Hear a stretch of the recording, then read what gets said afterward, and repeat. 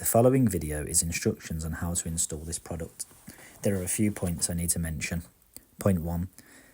The plumber will need to connect the hot and cold water feeds as normal, as this isn't shown in the video, and they will need to check all connections are plumbed in securely.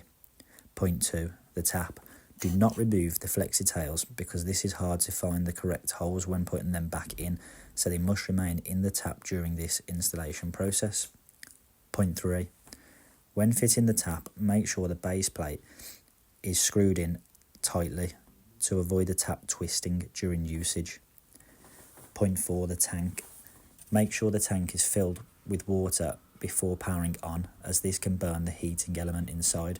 To do this, the left control knob will need to be twisted, which will allow water to pass through the pipes and into the tank to fill the tank. Okay, first of all, take your brass T-connector, and on the opposite side from the fixing nut of the T-connector, screw flexi pipe number 1, and then on the bottom side of the T-connector, screw flexi pipe number 6. Then take your carbon filter,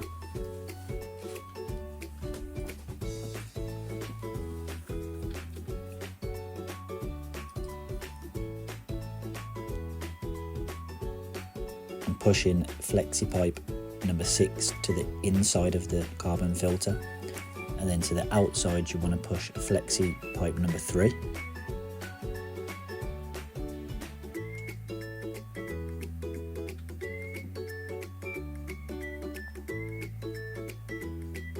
And then take flexi pipe number 4 and screw that onto the cold side of the boiling tank, which is the water into the tank.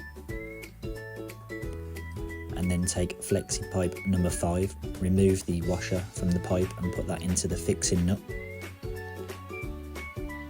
And then screw that onto the hot side of the boiling tank, which is the boiling water into the tap side.